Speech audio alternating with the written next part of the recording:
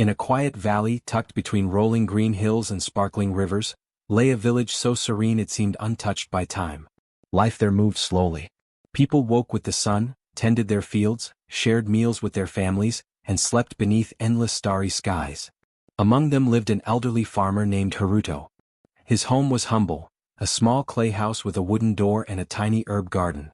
His clothes were plain, his land modest, and his belongings few. Yet the villagers held him in deep respect. They often said he was the calmest man they had ever known.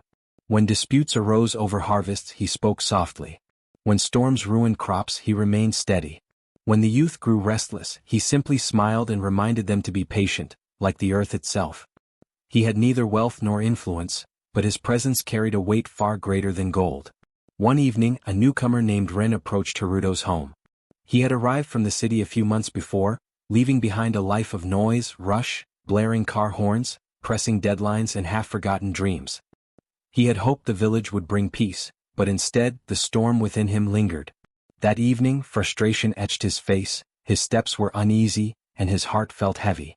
He found Haruto seated beneath the old banyan tree, gazing at the horizon where the sun dipped into the golden hills. Ren spoke first, his voice trembling slightly. "I don't understand myself. I have dreams, goals, and I work hard, yet I feel lost.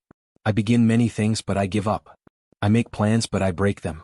Time slips away. Tell me, how do you stay so calm, so in control?" Haruto studied the young man for a long moment, his eyes gentle and patient, like the earth after rain. Slowly he rose, brushing dust from his clothes. "Come with me," he said. They began walking along a narrow dirt path. The evening breeze carried the scent of wet soil.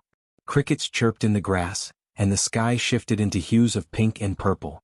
Ren noticed Haruto's steps. They were neither rushed nor slow, but perfectly balanced, as if in tune with life itself. They passed fields where farmers were finishing their work, waving respectfully to Haruto. Ren could see the admiration in everyone's eyes, as though the old man carried a secret wisdom they all recognized. At last they reached the edge of a forest. A small stream meandered there, its water clear and cool, winding between smooth stones. Ren stopped and pointed toward the stream. "Look at this stream," he said softly. "It doesn't rush. It doesn't stop. Every day it flows, steady and patient. It clears rocks, nourishes the soil, and brings life to everything around it. That is discipline." Ren frowned. "But, uncle, I don't understand. How does this stream explain my problem? I try so hard, yet I still fail." Haruto smiled faintly. "Because you live like a storm, Ren. Loud and powerful for a moment, but gone the next. Storms may shake the world, but they pass. It is the stream that remains, shaping the land day after day." Ren fell silent. Something inside him wanted to believe, yet his restless heart resisted. Haruto noticed the doubt in his eyes and sat on a nearby rock. "Let me tell you a story," he said. "Long ago I was just like you. I wanted everything: wealth, fame, recognition. I tried to build a business, but when it got hard I gave up. I began writing a book, but after a few chapters I stopped. I learned music for a few weeks, then abandoned it. I was always chasing, never staying. Always starting, never finishing. I thought the world was against me. In desperation, I went to the mountains to meet a teacher. I poured out my complaints, how I lacked discipline, how I couldn't stay consistent, how I felt trapped. The teacher listened quietly. He didn't scold or lecture. After a long silence, he handed me a clay pot and pointed to a large empty water tank nearby. "Every morning, fetch water from the river and fill this tank. Do it for 40 days. Nothing else." I was shocked. I thought he would give me secrets to success or wise words. Instead he gave me this. Still I obeyed. The first day the pot felt heavy. The sun burned. I thought to myself, this is pointless. The second day I almost quit. By the fifth, my shoulders ached, my legs trembled, and my mind screamed for me to stop. But the teacher's silence haunted me. So I continued. Day after day I carried water. Something strange began to happen. My body grew stronger. My mind became sharper. My mornings no longer dragged me out of bed. I woke before the sun, ready. I started noticing the world, the sound of birds, the rising sun, the rhythm of my own footsteps. And then, on the 40th day, Haruto stood before the full tank. The teacher smiled and said, "Now you understand. Discipline is not punishment. It is training. It is love. It is freedom from the chaos inside you." Haruto bent down, picked up a small stone from the stream, and placed it in Ren's hand. "You see this stone?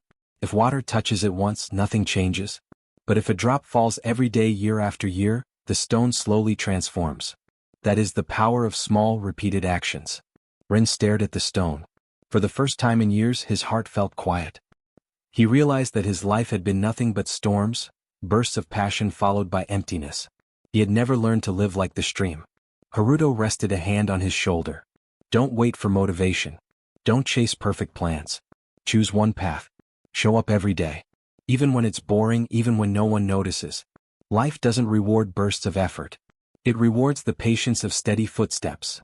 That evening, Ren lay awake on the ceiling of his small home, his mind replaying Haruto's words. He thought of all the half-finished dreams scattered through his past like broken pottery. He thought of the stream flowing endlessly, shaping the land. The next morning, before the sun had risen, Ren got out of bed. For the first time in years, he resisted the urge to sleep in. He sat at his small desk, opened a notebook and began writing, not with the fire of inspiration, but with the quiet determination of discipline. Day after day he repeated the act. Some mornings were heavy, his mind reluctant, his body tired. But he remembered the stream. He remembered Haruto's words. He kept going. At first no one noticed. His friends laughed. Ren, you'll give up soon like always? But he didn't. Slowly change came. His face grew calmer, his thoughts clearer. He no longer rushed. He no longer panicked when things went wrong. Weeks turned into months. Ren was no longer the restless newcomer. He had become steady like the stream, never rushing, never stopping. People began to notice. His work improved. His focus deepened. He finished what he started. He became someone others turned to for advice. One evening, standing by the same stream with Haruto, Ren whispered, I understand now. The world doesn't belong to storms. It belongs to streams. Haruto smiled, his eyes shining with quiet pride. The lesson Ren carried for the rest of his life was simple. Success is not born in moments of passion or sudden bursts of energy. True success is carved drop by drop, through the quiet power of discipline. Storms may roar and vanish, but it is the patient stream that shapes the land forever.